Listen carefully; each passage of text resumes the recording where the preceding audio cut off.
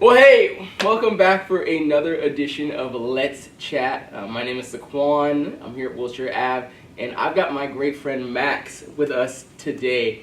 And yeah, if this is your first time with us, Let's Chat is just kind of a place to talk about what we feel like God is doing in the days that we live. The last couple of episodes have been about COVID-19 and the quarantine season, and if you haven't checked those out, go back on Instagram, check out those episodes. You'll see how we got to just talk about what we feel like God is wanting to teach you in this season of quarantine, what He wants you to use your downtime for, how, even despite all of the uncertainty and the things that are out of control, that God is actually in control. But for this episode, we thought it would be really important for us to kind of talk about the things that have been going on recently. Even with just in the last week, as we've seen lots of protests, we've seen the death of George Floyd, and everything that has amounted from that. But we know that this isn't even the first time, and that maybe it won't be even the last. And so people are taking a stand all across the country as they want to make a statement to prevent these things from happening in the future. So Max, I would love to just kind of hear from you, kind of just how you've been processing these events in the last week or so. Yeah, absolutely. First of all, thanks for having me, man. Yeah. I appreciate, anytime you call, I'll be there. But to answer your question, honestly, in the last week, primarily, straight up from my perspective, being a black man, it's been rough. It's been rough, absolutely. So, just knowing that something like that has happened, I get a couple of different emotions that come through. Number one is that it's repetitive. It just feels like, man, it happened again. It's crazy, yeah. You get that, it's like, wow, it's like, really, again? And it's weird because even though it's saddening, even though it's an emotional feeling, it's also not new. Just with the history that we've had as black people and people of color, to have so much terrorizing history, associated with the police and with, honestly, not even just the police, but with murder and harm itself. Knowing that history, even though it's hurt, it hurts and it's kind of depressing with everything that comes with it, it's also weirdly not surprising. Yeah, which is I feel that shocking thing. Yeah. Yeah, but honestly, going through this last week, that's one emotion, but going through last week has been a flood of emotions, just trying to figure out, it's like, you get those doubts, out there. Right. It's like, well, shoot, it's like just as a Christian, being a black Christian, it's like, it's got out there, it's like, just to be completely real, because I'm not going to do, It's like, I'm not going to sugarcoat it. You get those times, we all do, when, it's like, well, is he out there? I know he is, and we have to continue to go through those thoughts. Yeah. No, I know he's in control. I know he's out there. I know that he cares. But it's been a flood of emotions, just trying to kind of process one thing after another. It's been a lot of information overload, just looking from media outlets and everything. Yeah, no, there's definitely a piece of that I resonated with. Just, I felt myself feel that in the last, week of just like, I'm not surprised. Yeah. It's, I think it's a sad reality for me, but it's like, it feels sometimes almost like an accepted thing for me of like, this is like the way that it is, has been, and sometimes even feels like always will be, and it's sad. I think that's sad and maybe even like pessimistic, but that's like just honest. Like it's not. I think for me at least in this season, like, I'm not surprised by this, and I'm glad that so many people, like, this has really gripped a lot of people's attention, and for some even the first time, which is awesome. But it's almost like, man, where you been? Like, what you've been watching or looking at, or what have you not been watching, or what have you haven't been looking at, and so for me, like, it's not surprising, and I want change, and I think that people are in a place right now where they're really asking, like, hey, like, man, how are things gonna change? What are things gonna do? And I'm like, it's not gonna change overnight. This is really something that we have to be in the long haul for. Right. And unfortunately, like, in our world, in our society, things have a window. And, I think the kind of thing I've been comparing it to is Kobe Bryant. That's so sad and shook the world by storm, right? Absolutely. In late February. It's June. Yeah. And like it's just the magnitude has become less, and it's not as prominent, and it doesn't mean it's no longer sad, but like people move on. But and so it's like if people move on from things, what's to say that they won't want to move on from this? I think just opportunities for there to be actual change is going to be the most important thing. And like we've been saying, it really starts with dialogue. And I think without that, if we're just going to be relying on hearing just like all these different mass amounts of information online or on the news, but we aren't going to get real personable perspectives from people. Because I think that there's so many people like out there we don't know. Right. And there's people just right here that are hurting that you need to hear from. Right, hear from these people out there for sure, but there's probably people right here. At least there should be, and if there's not, maybe that's where you got to start and check yourself out. Like, how come there's nobody right here around me hurting? How come I don't have friends that don't look like me? Right, maybe that's something. But I mean, like maybe that's where you got to start to look. Is the people right around you, and say, man, how can I provide a listening ear to them, so that this change isn't just this. It happens during the spike, but it's something that actually happens all throughout our year. Max, for you, what do you feel like is something that you really believe like needs to be said in this moment? Maybe it's a declaring truth for you that you're like, I need people to hear this one phrase or something. Like, what do you feel like that is for you? Honestly, I mean, one phrase, God is in control. Yeah. God is in control. If there is anything that I needed anybody to hear, it is that God is in control. In our previous conversation that we've had, off camera, we talked about how there's a heart issue, that's really out there, and the only person that can work on the heart is God. Yeah. 1 Samuel 16, he tells Samuel. God tells Samuel, he goes, don't look on the outer appearance. He goes, man looks on the outer appearance, but God looks at the heart. And that's what we need to be looking at. And that's honestly the only way that we're going to make some real changes when people come to Christ. And when people realize that God is in control, that he created us all equal, that he created us, in our uniqueness, but he created us all in that he doesn't make mistakes. Yeah. And even though, all this is going on and it seems like there's a lot of chaos and there's a lot of continually changing circumstances, the one thing I want you to know that's listening is that God is in control. It's easy to fall into the trap that, God isn't real, that God doesn't care. It's easy. That's what the devil wants you to think. That's what Satan wants you to know, is that, God isn't out there and that you can head your life and that things are the way that they are and they can't change. No, God is in control. Prayer is real. Prayer works.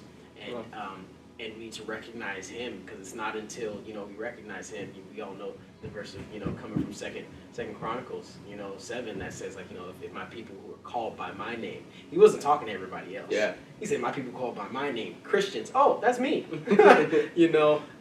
If they, turn and seek my face, that's when things change. Yeah. Yeah. I think you're reading my notes. But I mean, I really truly believe that the church is going to play a major part in this change. Absolutely. The church will be able to stand with the marginalized. The church will be able to pray for their own heart change, for the heart change of others, and that they can partner with people to really lead a charge and saying, like, hey, racism is wrong, and it's a heart problem, and we need heart change.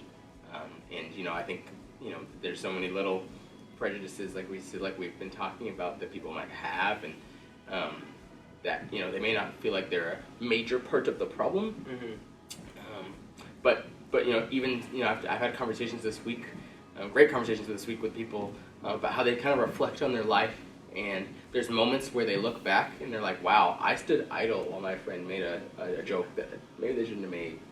I didn't stand up, I didn't say anything, I didn't necessarily laugh or think it was funny, but I stood idle, kind of just like let it happen. And I thought that, man, that was like such an honest conversation that this individual had, that like, you know, I could just tell, like, man, like there's this all of this is happening, and you know, there's things that maybe we don't like. You know, I'm not for the burning of cars and the breaking of into stores. I'm not. It's not for me. Right? We do have to at least ask the question. You know, man, what has to happen to someone so much so that they would feel like that's the only thing they can do to get someone's attention? Right. Again, there's people out there who are just taking advantage of this whole situation, but there are people out there where, man, they feel like they've been pushed to the brink so much that that's the only way that they can get someone's attention. Right. Yeah. I mean, just to speak to that point right there, as much as I do not condone nor support the looting, I can understand it. I understand it because let's put it this way: when you have a child, right? When you don't give a child what they want, they throw a tantrum. Yeah. They're destructive. Okay. So, you know, I can understand the frustration, especially as a black man. I can understand, you know, the hurt, the frustration, and the anger that is fueling the activity and the action. Yeah. Like I said, I wouldn't want to go through with that. I wouldn't, like I said, I don't condone it, but I can understand it. Right. You know, and where it's at least where it's coming from. So, you know, but with that, like you said, it's like, but we as Christians especially have to make the right choice, and the only way that we're going to make the right choice is by seeking God. Yeah. You know, trying to figure out what it is that we're supposed to be doing. You know, in this time, you hear a lot of people saying, "What am I supposed to do? You know, how can I help?" That's where you seek God. You try to you're like, what God? What qualities have you placed in me? What intrinsic value lies in this body that I can be a benefit to this cause, to try and figure out, like, is it me talking? Is it what I do? Is it my finances? You know, I know a lot of us are students and we don't have a lot of money, but you know, it's like, but is there something that I can do? Maybe just, you know, talking to the right people to make sure that my voice is heard in my community, and what is it that I need to do? But that question can only be answered when you look inside and you look up. Yeah, right. Like, I think, you know, we talked about it before, but you know, like that, the plank in someone else's eye, I think is the thing that we see first. But it's like, man, what is going on inside of me? Yeah. You know, where do my prejudices lie? Where do I feel like maybe I've gone wrong?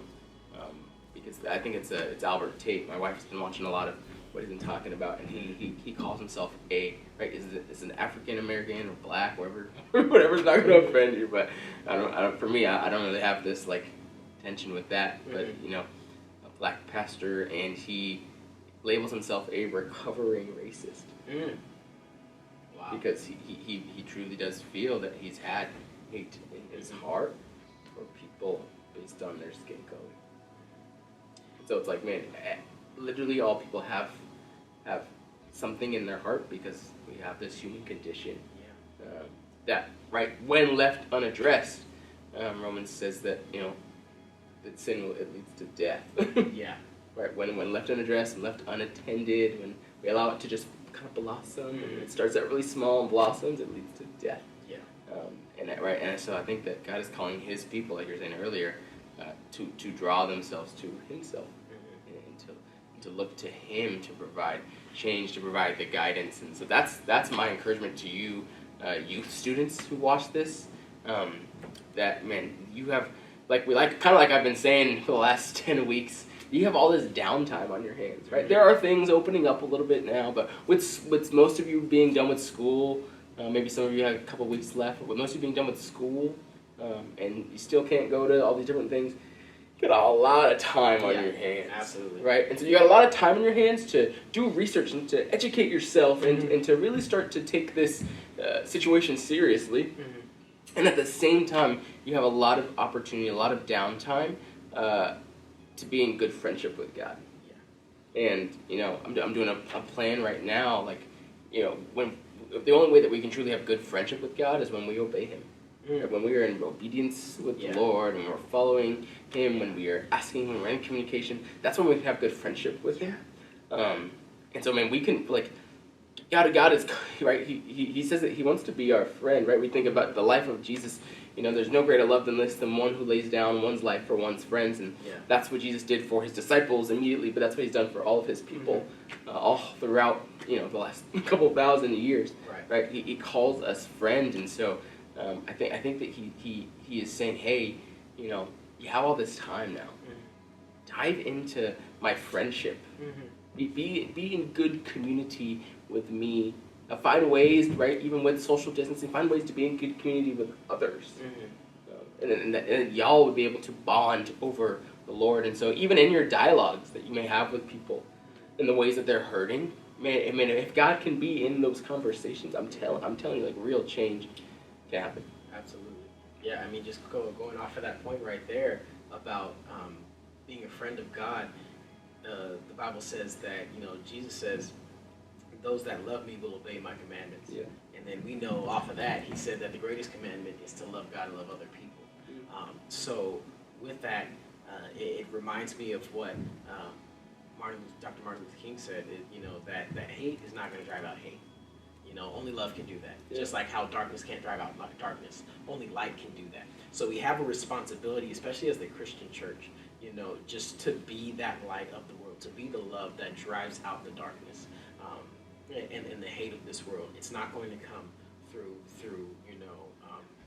destruction and hate. We're not going to make any progress by hurting people. It's only by helping people, only by loving people through what's going on. And not to say that we're not justified to state our grievances, to say how we're really feeling. Yeah, right. By all means, let your frustrations be known. But as far as action, the Bible says, "Be angry, but sin not." We got to make sure that we're controlling our actions, that our actions are being led by the Spirit of God. Yeah.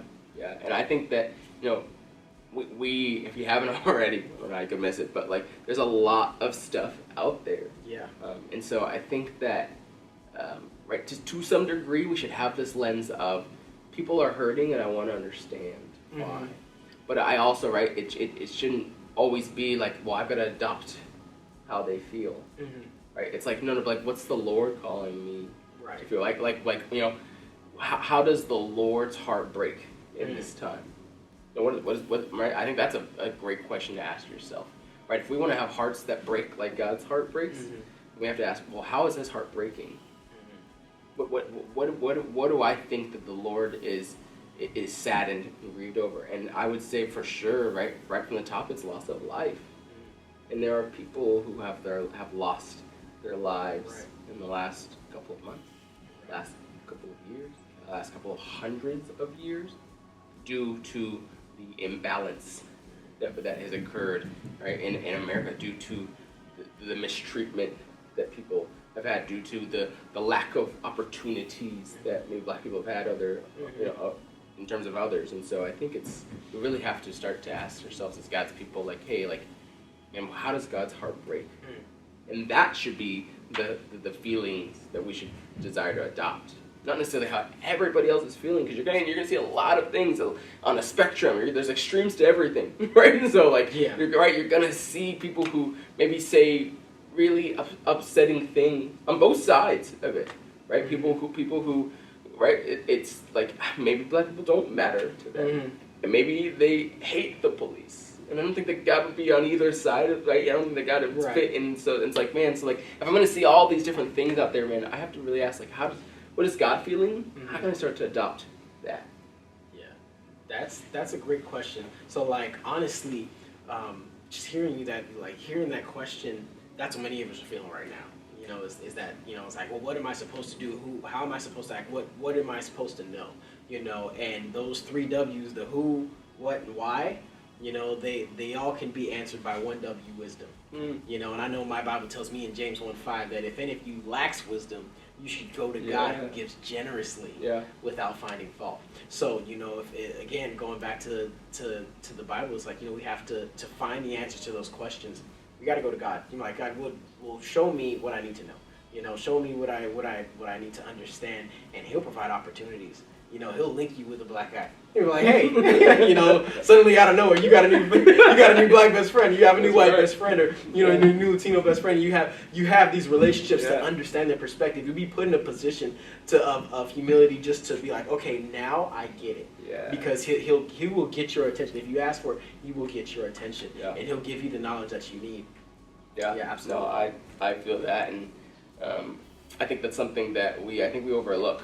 That right? It's again, there are a lot of people out there who have good things to say, and there are a lot of people out there that don't have good things to say. Yeah. And are using this opportunity to do that. Yeah. And so it's like, man, what's God say? If God had an Instagram, God had a Twitter, God had an opportunity to be here again in person, in flesh, on earth during this specific season, what would he do? What would he tweet? Right. What would he post? How would he love others? Right. That truly, I think, needs to be the lens. But I think that it's easy to just kind of probably what we were saying earlier, right? Just to kind of get in line and follow a trend or follow whatever, and right, with Instagram, it's so kind of fickle, right? Because you don't really know anyone's heart, right? You could get someone who just kind of posts all the right things, whatever that means, right? But they maybe don't feel that way at all, right? But you would never know unless you talk to them and ask them. And so I think that's why I encourage everybody to just keep having maybe uncomfortable conversations, where for me at least, if someone truly wanted to know, hey, have you ever actually felt mistreated? I think that's an uncomfortable conversation for people to have. It is, right? Because you have to kind of get real, and now right, you're going beyond the surface. You're addressing someone and asking someone about their humanity and experiences, and I think that you hope, right, that they've had the same as you, but I think we will be pleasantly unsurprised that wow, they've had much different experiences than me. Their experiences haven't been the same, and I think that as hard as maybe that is for people, that it's going to be so much better for them in the long run, understanding and knowing that, and being able to oh yeah, wow, the fact that right, Saquon takes out his registration from time to time and puts it on his seat, that's a reality for him and a norm, right? Not just something you hear in a movie. This is me, in my life, right? Right, that I could be judged or feared because I'm walking behind someone. Yeah. Because the way that I look, right? That's unfortunate. And it's not like I was looking homeless, and I'm not even right. And even then, it's man, are we really gonna fear homeless people because of the way that they look? Right, the clothes they wear, the kind of quality, and so I think that that's where I feel especially for on a smaller, closer to home scale, that man, begin to take that leap of faith and reach out. And I posted on Instagram this week, not all black people are gonna be up for tacking right now, and that's okay. That's their prerogative, and I understand that. Yeah. But for me, I'm open to the questions and the dialogue. I'm open to sharing my experiences. I'm open to show, not kind of, right, Marissa, my wife, has been saying oh yeah, that's not really been your brand of hey, could you help me with this? I know, I'll figure it out yourself. That's just not me. I'm the kind of person where I feel the Lord has put me in so many different leadership positions to teach and provide and guide and lead, that I'm man, if this is something I got to do in this season, then I'm for it. Because I feel maybe that's what the Lord has called me to. Max, thanks so much for being here. I know bits and pieces of your story, and I think it's great that you have found your calling in ministry. That it's not always easy, but you're seeking it, and you're seeking to live it out. And so, man, that's my hope to you, that you just continue to strive in that, continue to be bold in your faith, like you're saying, about standing firm in it, and that, you guys hit Max up. He's a super wise guy, lots of great things to say, open to conversation and dialogue. His app might be somewhere here we figure that out. Yeah, thanks so much for being on Let's Chat. We will see you next time. All right.